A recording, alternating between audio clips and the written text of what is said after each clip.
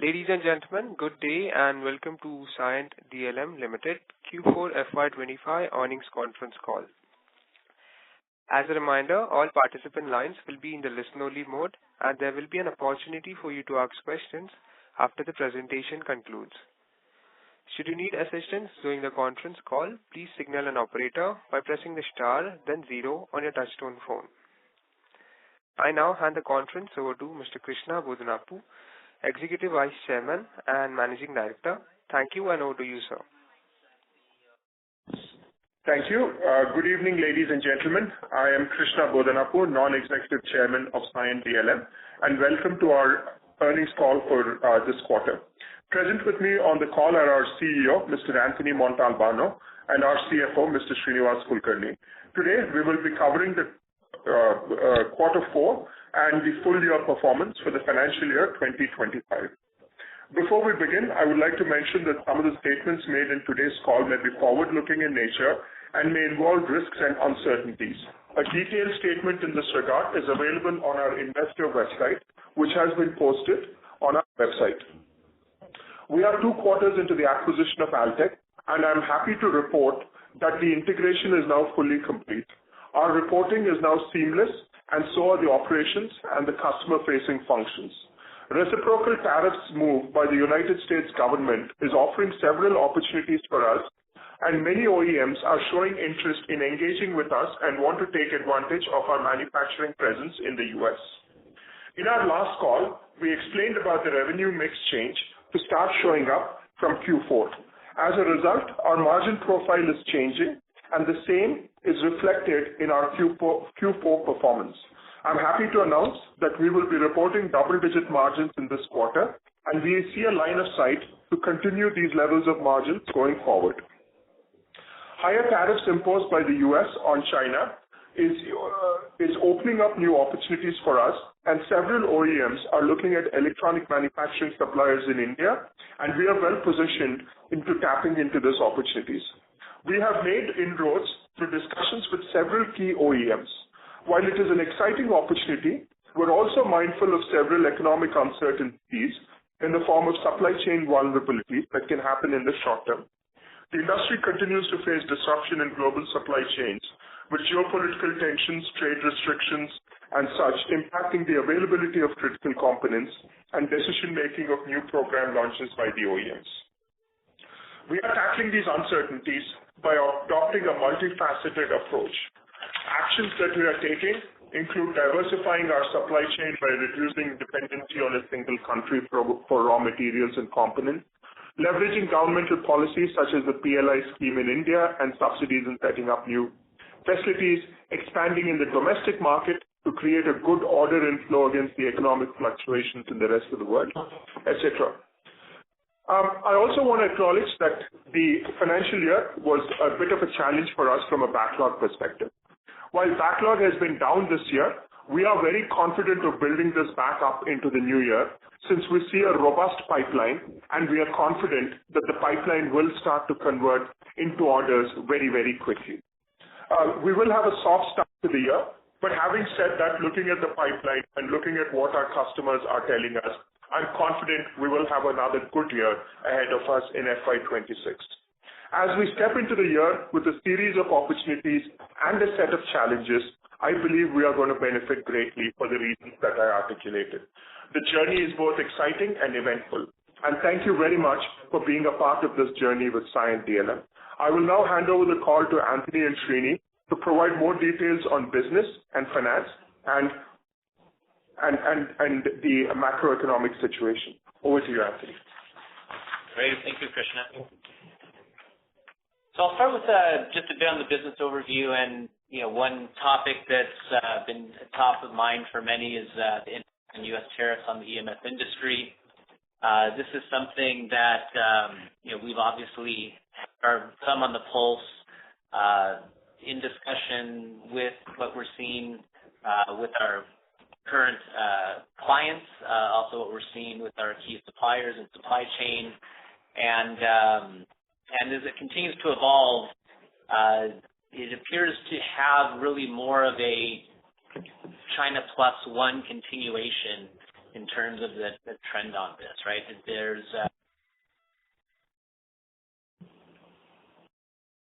when you look at the overall tariff situation as it stands today, you still have a scenario where diversifying continues to be a strong part of many of our client strategies. This is aligning well as far as having cost-effective solutions that we can deliver out of India. The momentum in India continues to rise, really as a preferred partner, even in the new landscape as things evolve going forward. And a lot of this is, from a relative basis when you look at the global picture and how that settles out. Also, India's competitive edge continues.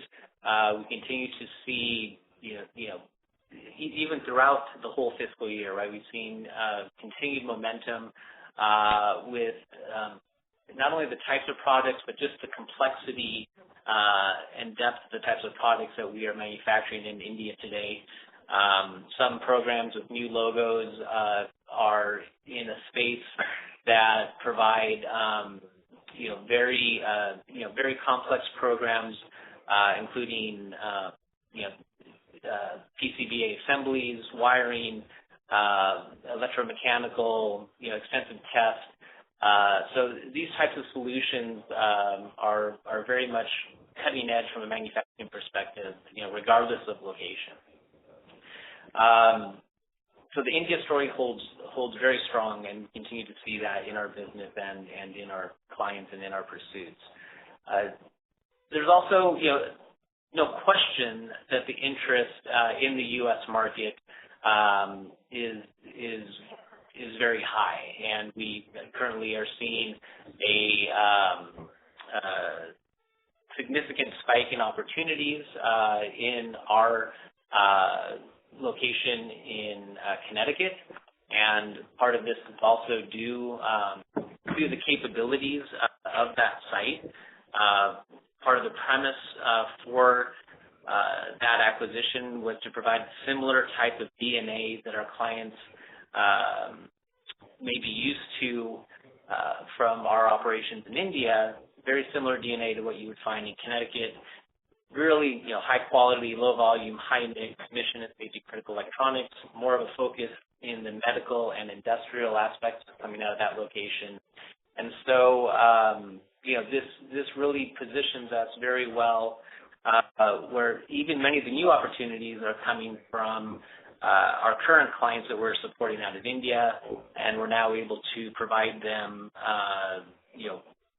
options in the U.S. and in India, and it's really opening up the dialogue and really the portfolio that we can go after with these clients. So that helps us really provide a cost-effective hybrid model, which we anticipate will continue to scale.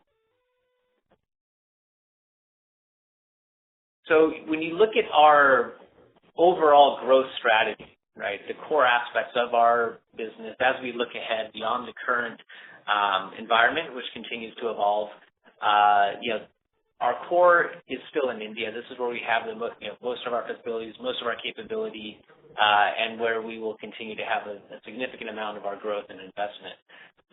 But the USA piece of this is a new addition, which we do see significant opportunity and momentum, and also expansion opportunities there.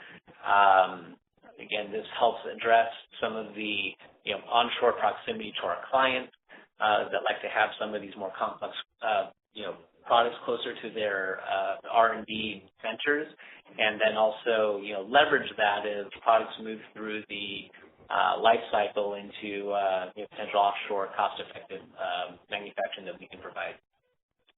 Also, it allows us to target new industries in North America, specific aero and defense and ITAR work. This is a continuation of our level of expertise that we have within Cyient DLM, where we believe we are industry leaders in that regard. Our core business is really where we will continue to get a lot of our growth. and that's coming in more larger deals, larger transactions, where we're taking a broader engagement with our clients on specific programs.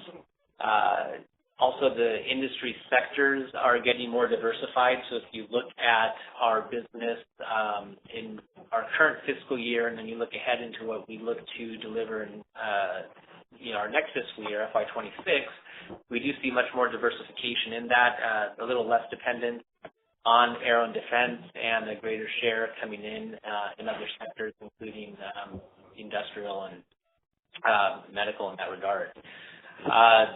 Also, the build to spec is a key part of some of these larger programs. We are scaling these programs today. This allows us really to leverage our Cyient engineering capabilities within the group. This is really a unique value proposition we bring to our clients that even multi-billion-dollar EMS companies would not have that scale of engineering capability to bring forward. So this is very much a core part of the strengthening our current business. And then also there is the inorganic aspect. Again, looking forward strategically, we have made current moves this last fiscal year that gives us capability, it gives us geography. And looking forward, we do continue to have this as a core part of our strategy. We do see more of a technology focus, and then there can also be aspects that are tied to expanding opportunities with specific clients and other aspects of the business. And so that can also include North America, it can include Europe and other regions. So we continue to look at that pipeline as part of the inorganic part of our strategy. Just some business highlights for the fiscal year. We've had some notable awards from our suppliers. I think these are from our clients, having us recognized as a top supplier for those. Some of these are listed here on the slide, and then also some industry awards as well, and then also even in the areas we operate in as far as having business impact on the community. So this continues to add to our reputation as a leader in this space. Of course, the acquisition of Altec is the key aspect as a highlight for FY25. This is something that was in work for over a year, and so timing, especially in the current environment, of that works out ideal as far as how far it sets us up strategically going forward. And then there's also key deals and partnerships which we've announced. That includes with some of the industry leaders here that you see, including Boeing, Thales, Deutsche, and others. And so these types of programs, are really indicative of the type of engagements we can have, and also the scale that they can potentially bring to the business.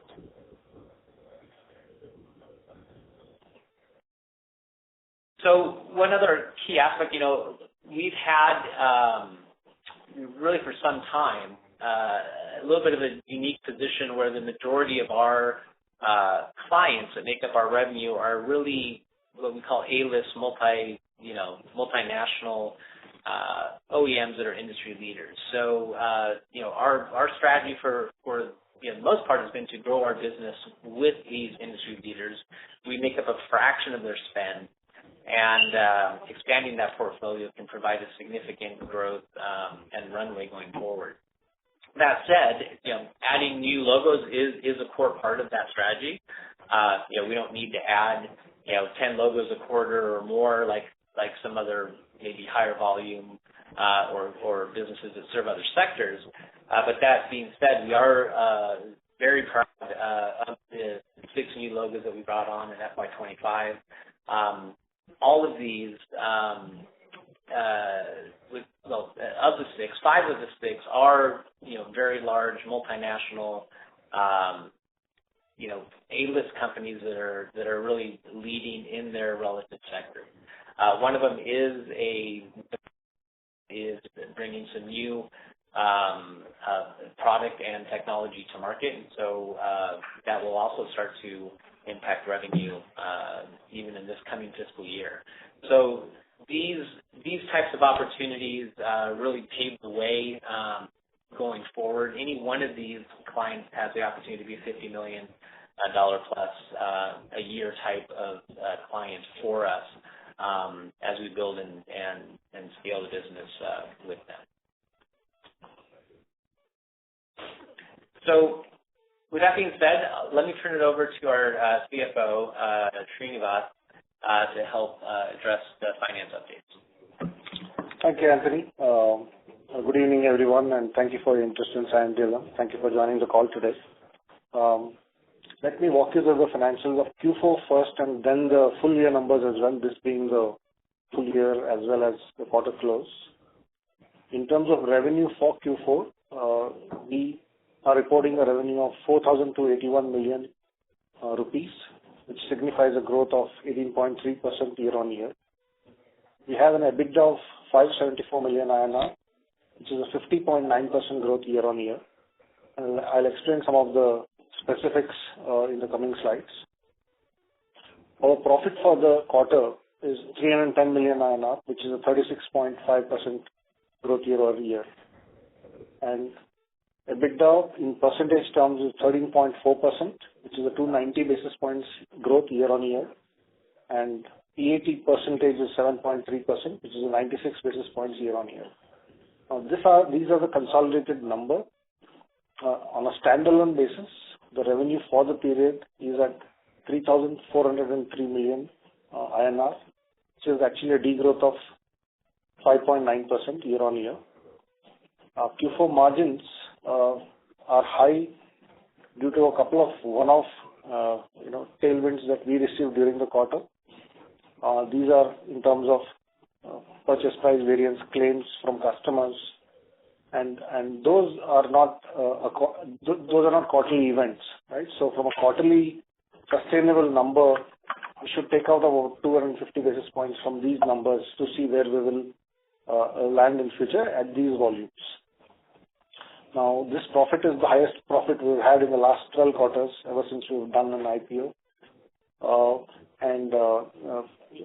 The margin expansion is quite healthy, even other than the exceptions. The mix change of business is positively working in our favor, as we had indicated before. The only point of concern on this slide is the order backlog. We continue to show a decline compared to previous quarter. However, the large orders of the Indian customer have come to an end where the consumption was significantly higher than the intake. And therefore, hopefully, we should start seeing a reversal in this trend. Just some key metrics on the trend. Revenue is a little bit lower quarter on quarter, but if you see the other metrics, we are at historical high. EBITDA is at 574 million, which is the highest we've done in a quarter. Same with the EBITDA percentage. Of course, these two were both aided by the one-offs gains that I referred to earlier, and same with the PAT as well. Some key other metrics that we can look at, just to highlight on the net working capital. While the net working capital has gone up quarter on quarter from 120 to 127 days, we have made a bit of progress in DIO and DSO. DSO is more or less flat compared to the previous quarter. The DIO has reduced by about 6 days, right? And customer advances have increased by about 6 days. So those two metrics have helped us generate positive cash for the quarter. So we have generated 530 million or 53 crores of positive cash for this quarter. We do see the order book trend that I mentioned, so that is definitely an area of focus for us as a company. And as we look at going into the next year, I think we will be looking to reverse the trend of the order. A quick look at some of the other mix changes in the business. Now, this pie chart on the left, which is the industry mix, would look very different about 2 or 3 quarters ago, right? Where the aerospace and defense was the lion's share of our business. Now, with the acquisition of Altech, this mix has changed more balanced. It looks more balanced now. I think we have 25% coming from medical and about 14% coming from industrial. And therefore, I would say this is a much more balanced portfolio as we go forward into the next year. Now, defense degrowth is due to that large order from the large Indian customer coming down. But aerospace segment continues to witness very impressive growth at 53%, driven by the top customers there. The product category mix does not change much compared to the earlier quarters or years. Altech does bring in cable, mechanical, and others slightly higher than where we were, but it's not substantially different from the mix that we had, and therefore overall this pie looks the same. The mix between exports and India market will undergo a change further as we go into the next year. Again, due to that one large order coming to an end, and most of our backlog currently, what we will service next year, are in the rest of the world. So that mix continues to change. We might have a 80-20 mix sort of a number going forward. Having said that, there's a lot of traction in the India business. We have a full-fledged sales team now that's focusing on India as a market, but immediately in the next year, the growth might be higher in the rest of the world for us. Now, these are the detailed financials, just to get you a color on how the various other metrics stack up. One caution here is, when we look at the year-on-year numbers, now we have the Q4 FY25 numbers that are consolidated basis, including Altech, which has a very different financial footprint compared to what we've had. So when you look at the year-on-year numbers, for example, the material cost almost shows flat, whereas the employee cost shows a huge increase and other expenses show a huge increase. I think the right thing to do here is to not worry about those individual components, but look at EBITDA level, which is a comparable number, and a profit level, which is a comparable number. Moving forward, on the full year basis, we have done 15,196 million of revenue, which is a 27.5% year-on-year growth. I believe this is in line with the rest of the industry, which is also growing at the same levels. EBITDA, these are adjusted numbers, is at 1,452 million, which is 30.8% year-on-year. Now, this adjustment is for the one-time M&A expenses which happened in Q3. We had called this out in the previous quarter, and there are no more M&A expenses in Q4. But for the full year, we will continue to show the adjusted number because that is the right number to look at from a comparison perspective. PAT is at 74 crores or 740 million INR, which is a growth of 21% year-on-year. We spoke about the order backlog, which is at 1906 crores, and EBITDA margins are at 9.6% on an adjusted basis. This is a growth of 24 basis points year-on-year. We were targeting a 10% EBITDA margin for the year, so this is a little shade under that. So we will work, going forward to get to that number. In fact, it will be a little higher than that if you look at the exit margin of Q4, even after removing the one-offs. Right. And the reported numbers are on the right side in terms of comments for you to take a look at. We also have a full year financials from a consolidated perspective, comparing FY25 to FY24. This again gives the same color, but at a much more granular level. I will not repeat these slides because these are the same metrics we spoke about in the earlier slide as well. This is the EBITDA and PAT walkthrough from reported to adjusted, so you have clarity on what those numbers are. The financial results that are reported will have a number which is in the lower row. And this we provided in Q3 as well, just for the full year, since we are providing adjusted numbers now. We are repopulating this table so that it's clear from an adjustment perspective. Lastly, I'll say from an IPO proceeds utilization, we have utilized 76.6% of the funds allocated towards raised from the IPO. Now, bulk of the utilization in the current year, as you are aware of, are the inorganic growth through the acquisition that we did for Altech. And there is still about 115 crores of money left for the incremental working capital of next financial year.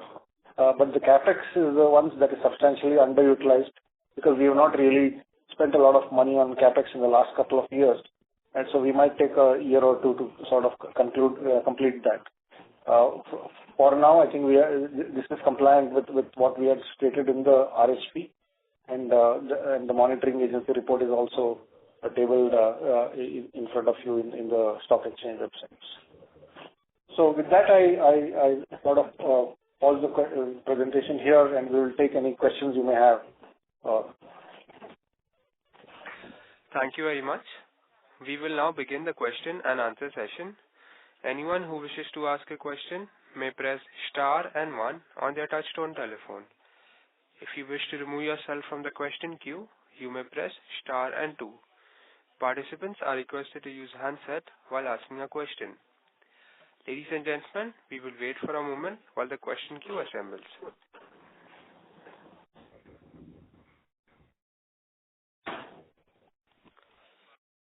The first question is from the line of Deepak Krishnan from Kotak Institutional Equities. Please go ahead. Hi, sir. Am I audible? Yes, you are. Please go ahead. Yeah, just wanted to sort of check on, the incremental, any news regarding the pipeline. Also, you've indicated, we have a strong pipeline, but when do we sort of, see most of these getting converted into order backlogs, and how do we see it throughout the year? Is it more 2H or 1H? And secondly, you indicated more activity from the US. While it may sort of translate into order inflows, is it more shorter term, longer term? And is there any temporary disruption in execution in 1Q because of, uncertainty around tariffs? That's my first question. Yeah, I can go ahead and take that. So, the first question just regarding the pipeline converting into backlog. So that is still a part of our business that we continue to focus on with many key opportunities that really do need to get through the next phases into closure and develop into that. So some of those have converted, but we've also continued to deliver throughout the year and consume that. So we do need to get more positive momentum there, and as we close on some of the key deals that are in the pipeline, we do see that order backlog will start to build as those key deals close, as we do count firm POs as part of that. In regards to the second question on the U.S. operation impact as it relates to tariffs, if I understood the question correctly, I think you were maybe asking a bit on the timing, on kind of how that comes in and the interest on that. So right now I would maybe just give a bit of color there that we are active on several opportunities specific to our Connecticut U.S. operation. And as you look at the phasing of those, they still do fall into our core business of industrial, aero and defense, and medical. And so these programs, even if awarded, relatively quickly, still do take a bit of time to get into our operations and to start to impact revenue on that. So wins that we might announce in the next quarter, that would start to convert into revenue probably towards the later part of the fiscal year, if you were to just take a guess. There could be some transfer programs or other programs which could convert, more quickly, but our business is a little different than, like, for example, a consumer EMS business where the certifications are not quite as high, and you can transfer a program relatively quickly, and even within the same quarter, be recognizing revenue on that. Sure. Maybe just wanted to sort of one check on the operating cash flow also. I think we've seen some improvement in the second half of the year. For the full year as a whole, we're still, OCF negative. So how are we sort of looking at, operating cash flows at next year levels, do we see working capital going down and that aiding some operating cash flow, or do we still see some challenges in generating, positive OCF? No, I think for next year we are targeting a positive share, Deepak. I think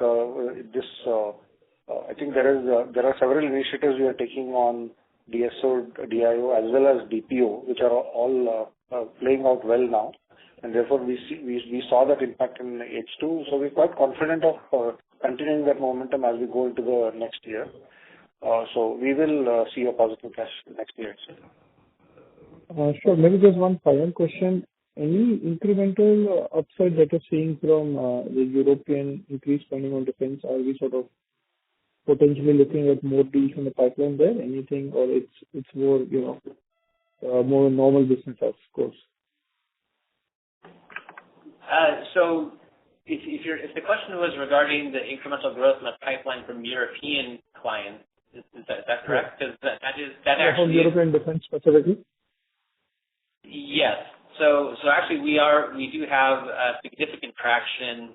Some of our top performing clients in terms of growth into FY26 are indeed in defense and also part of the European base as well. This includes current clients and also some new ones that we're ramping up.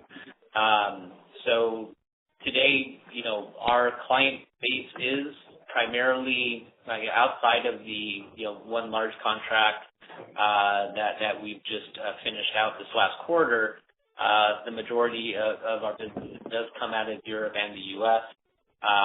As was referenced earlier, we've had some focus on the Indian client market, and that is now starting to build and come into the pipeline. Sure. Thanks for answering all the questions. Absolutely. Thank you. The next question is from the line of Vipraw Srivastava from Phillip Capital. Please go ahead. Hi, I'm audible, right? Yes. Yeah, right. So quickly on the margin, so even after going 250 bits, they remain in double digit, right, for this quarter? That's sustainable margin? That's right, yeah. Right. So going ahead, so how do you see this shaping up? Obviously, since the Indian defense line is now out of the order book, so ideally margins should remain in this range, or because of the higher margins of US business, export business mainly? I think I didn't follow the second part of the question, but let me address the first part. So in terms of margins, right, I think if you take the one-offs that are there that we have explained, the rest of the margin is a sustainable margin, which is already double digit. Now the business mix change has a big bearing on the overall margin, right, and therefore the drop in revenue because of the one large Indian client, which was a drag on the margin, is actually now sort of going to play itself into the margin scenario. But we should also remember that it's a function of the absorption. Right, I think so. As long as the volumes, sustain and grow from here, that margin we will see upward trajectory going forward. What is the second part of the question, Victor? I did not follow that. So second part was since US export business is higher margins, so obviously they should trend upwards, right, in terms of gross margin level. See, I mean, but there are a lot of Indian clients also who where the margin structure is quite similar. So I would not really equate that because of that. But the change in the export domestic is actually a function of that one Indian domestic client going down. So it is that's exactly how it's playing. Right. So quickly, obviously, this year growth has been slightly muted on standalone, console, and the equation has but for FY26, any targets you have in terms of growth, what is the company looking at, or if not that, when do you see the order book ramping up X2 or any specific quarter or anything on that?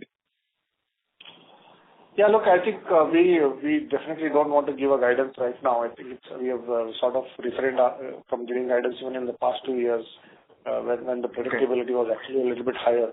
This is a business that is not at a level of stability where we can really predict. One deal can quickly change everything, right? So let's see how this plays itself out. We will have a soft start to the year, especially Q1, but after that we are hopeful that we'll be able to recover and have a good year. Right. Just I was listening to one of our main clients, ConCall, that is Sales. They were highlighting some of the supply chain issues like printed circuit board shortage, which was resulting in even the order book is doing well, but revenue execution is not happening. So are you facing these things, some supply chain issues in the manufacturing part, or is it limited to sales? No, I mean, there are a few issues in the supply chain. It's not reached the level where it's going to impact us. But what we are also seeing is a lot of letters from the suppliers asking that the rates, the cost will go up.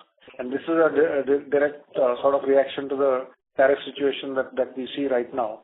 But there is no shortage that we've come across yet, and therefore the business impact is not there at this point. But we'll see how this plays out. It's quite dynamic out there, to be honest. So if we hear anything, we will definitely come back. Right. And so lastly, obviously, since you mentioned tariffs, Trump has a clear agenda of promoting manufacturing in US. So, I mean, if you look at the cost of mechanics for Altech, I mean, how do you stand in terms of cost? I mean, is it cost competitive with India, or how cost competitive are you compared to Indian operations for Altech? Something like that. Yeah, so Altech on that type of operation, which is really more often associated with a regional type of EMS company, except this one is focused more on the again, more on the high value side of the business. So cost pressure on that side of the business is not what you would find in larger scale operations. Clients are usually going to that facility really more for products that are not running in very high volume. They're usually more complex. They usually want to have those closer to their R&D centers and key people. So that type of business tends to be less price sensitive. I mean, they still have to be competitive, but it's not as price sensitive as higher volume programs or even larger scale programs overall. Right, sir. Okay, sir. Thank you. Thank you. The next question is from the line of Mihir Manohar from Carnelian Asset Management. Please go ahead. Yeah, hi. Thanks for giving the opportunity. So you mentioned about the spike in the U.S. engagements, U.S. inquiry which is coming in. Wanted to fundamentally understand this. Eastern Asia controls almost 80 to 90% of the value addition, and even in terms of global manufacturing. So how sustainable or how commercial sense is it going to make for U.S. To be there into the PCBA part of the piece? And these inquiries, what kind of customers, what size of customers are showing inquiries, and what level of inquiries are coming in, and how close are these? Just to get a sense around that. Yeah, absolutely. So, the question on sustainability, this business has, been in operation for over 50 years and has had, a very solid base through times, including the current times, which present a lot of changes. So, the stability of that business is what we view as a key asset for it. Regarding the types of opportunities that are coming in, the core types of opportunities that this site demonstrates when a client walks through is they see very high reliability industrial and medical type devices there, and similar types of opportunities are coming in that regard. And so, for example, we have I'd say at least 9 separate discussions, 9 separate opportunities we're looking at that are just simply from our current clients that we are supporting in India today. Very eager to have learned that we now have a U.S. option, and so we're now quoting new products that we're not really we didn't have access to before. So that's one part of it. And then also the clients that Alltech and that Connecticut site has today, there's active discussions on providing those clients an offshore option. And there's cases as they continue to scale, and in one case, there's this client, and one of the top clients, has significant growth in their business in India. So that of course positions us well to provide an extension of that opportunity to provide that client, really more of a low-cost solution where, before that transaction, they probably would end up partnering with somebody else. So this is a synergy case we've taken a look at, and the timing on things has worked out well because now there's no question there's focus across many to continue and even expand the Made in America momentum. Sure. Second question was on the defense side, European defense. I mean, now 3 months there after the budgets have gone up for European defense.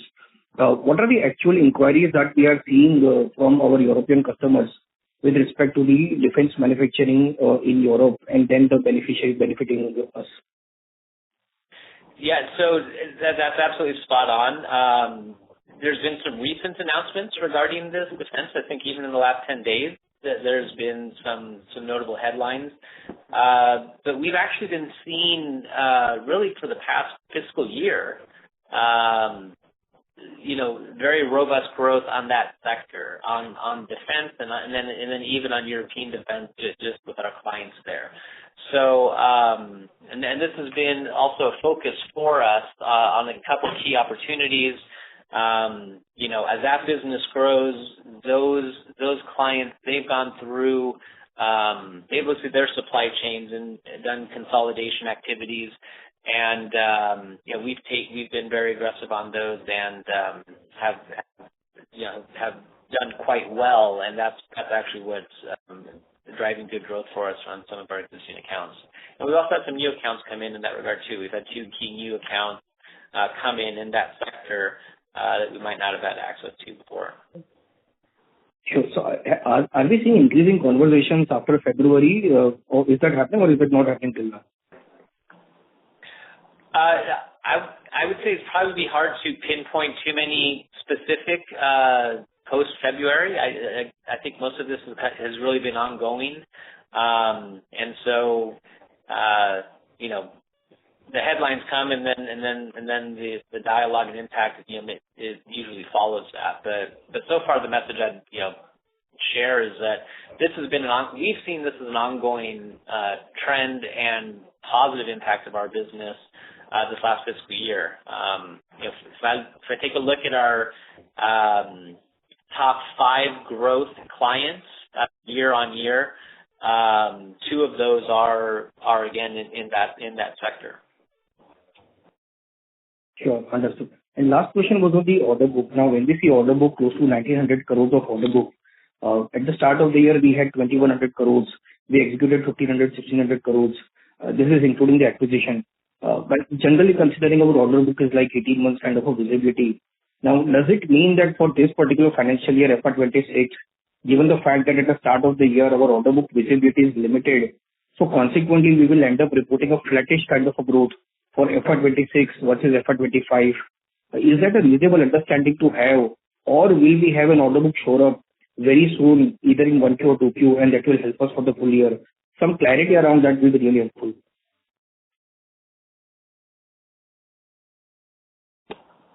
Yeah, but Mihir, I think the problem is, I think we are not able to comment on a full year outlook and how it shapes up today. I think this is a dynamic business, and as there are significant opportunities that are in the pipeline we are working on, right? Even one large order can change the dynamics quite a bit.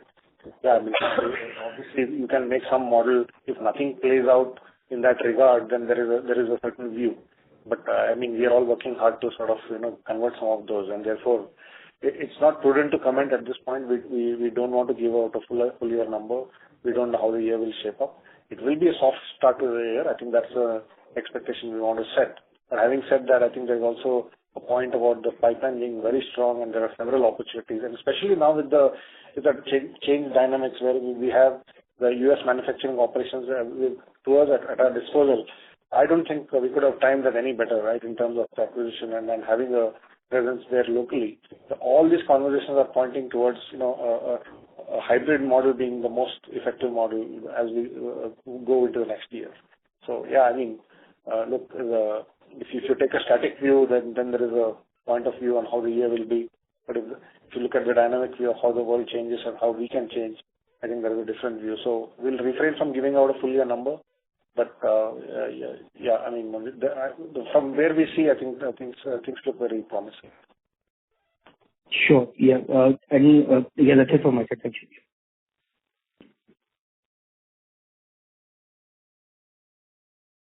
Thank you. The next question is from the line of Akshat Bhairati from RSPN Ventures. Please go ahead. Hi, am I audible? I'm sorry to interrupt. Mr. Akshat, you're sounding a little distant. Could you come closer and speak? Am I audible now? Yes, sir. Better. Thank you. Yeah. So my question is on the capacity utilization, sir. Can you please provide a company level capacity utilization data and maybe specific capacities segment wise? No, we don't track it segment-wise. The overall capacity utilization of the company is around 60% right now, right? And it's higher in Mysore, the capacity utilization, lower in the other parts of our business. But yeah, I think we don't track it by segment. We track it by the plant. Got it, sir. And just one last question. So we have said that we have lost a big client in the defense segment. So any specific reason, or can we see this client coming back maybe in a quarter or two? No, I mean, we have not lost a client. I think it's a client where the project has come to an end. The nature of the work is such that it was a 2.5-year project which we signed up, a long ago, and the natural we have delivered to the entirety of the project now. Now the client is dependent on further order from the Ministry of Defense in India for the renewal. There definitely is going to be a renewal at some stage. And we, being an incumbent who has successfully delivered the first lot, obviously have a better chance as and when that RFP floats. It's a public sector undertaking that we are working with, so they will go through their due process. It's not an automatic selection. But there could be a time gap before the next order comes in. So it's not like we've lost the client, it's just that the project has come to an end. Got it. So thank you for the explanation. That's it from my side. Thank you. The next question is from the line of Rahul Deshmukh from LKP Securities. Please go ahead. Hello, sir. Thanks for the opportunity, sir. So, sir, my first question was regarding the new logos that we have onboarded in FY25. So can you please elaborate on the ramp-up timeline or any potential contribution in terms of top line as well as margins from these clients in FY26? And adding to that, now Altec is integrated on consolidated basis. So what kind of operational synergies or margin improvements we are expecting from this acquisition in FY26 and in FY27 as well? Yeah, absolutely. So I'll highlight a couple of the key programs. So these logos, they are coming in different product segments and industry segments. And so a couple of them that we are seeing impact in the coming fiscal year is on the medical side and then also on the industrial side. Those are programs that are just running at a faster rate, and then also just due to the sector that they are in, they just simply get to manufacturing quicker than something that you might find in A&D, for example. Now, some of the other logos that we've identified, one including a large A&D company, and then even one on the energy services side. Even though there's significant potential on there, the impact on revenue on FY26 might not be as significant. We definitely do see the order book and backlog start to build from these clients. So again, on a couple of them, we will have some revenue impact definitely in the coming year, but then I think you'll also start to see probably a bigger impact on the order backlog as we scale with those clients. Okay, sir. And so my next question was on if BL tenders gets out in upcoming quarters, so are we going to bid for the tender as well as the previous BL order book was the margins were not that good in the previous order book, right? So any thought on that thing? So we would classify it as, we've provided a very good service and been a good provider on that business. We feel that we are very well positioned for future opportunities that come up in that regard. So again, right now that might take a quarter or two to realize. On the flip side, though, that is a program that can ramp very quickly, right? So, for example, we've already been making that product, and there's not anything to really qualify. It's just a matter of starting to support demand, if and when that comes. And so that's kind of the nature of that business. Now, there was some just part of your question as well. Focuses on the margin side of it, and this last fiscal year, that was a pretty significant portion of our overall revenue. There were a couple quarters there, maybe even more than a couple, where that was making up 25 or over 30% of our revenue. So you do see a dilutive impact from a profitability perspective. There also are some other aspects, though, on net working capital, et cetera, which are actually operate quite well on that type of a program. So going forward, even with that type of program potentially coming back on, it would still be coming on into a more diversified overall business, right? Our non-business, the growth in the rest of our business has been just shy of 40% year on year as we project out into the next fiscal year when you look at that. So again, it would be coming into a more diverse portfolio than where it is today. Okay, so thank you so much. Yeah. Thank you. The next question is from the line of Karan Sanwal from Niveshaay. Please go ahead. Hello. Am I audible? Yes. Great. Thank you so much for the opportunity. So when we see the results, there is something of fair valuation changes on financial instruments, which is around 35 crores for the quarter. Can you explain what is it related to? Yeah, I'll give you some color on that. So we had made an investment a couple of years ago in a company on one of the technology products we were partnering on them with, right? And then there is as per the accounting standards, we are supposed to do a fair valuation of it at the end of the financial year, every year, right? And to see how they are. Now, that company is into defense products, and some of their orders have sort of right-shifted. And what that does is, in terms of the valuation of that company, when you do it independently from a fair value perspective, their valuation has dropped. As a result of which, we are making an adjustment in our books through the other comprehensive income. It's a markup that happens either up or down depending on the fair value of that company. Understood. Also, on the overall impact of one-off impact that you were talking about the margins, could you hello? Yeah. Yeah. So you were talking about the one-off impact on the margins. So just wanted to understand, like,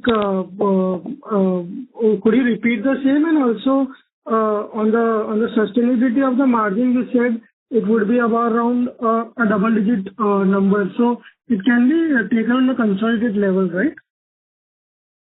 Yeah. This is at the consolidated level. Just on the one-off events, these were certain purchase price variance claims that we make with our customers as and when the material prices increase.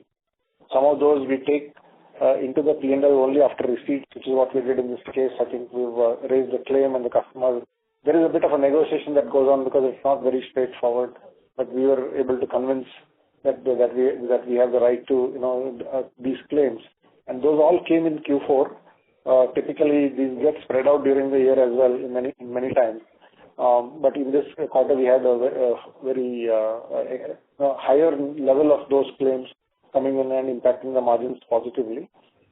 And so even taking those two out, the two claims out, our margin was double digit, and that is what we are saying is a sustainable number.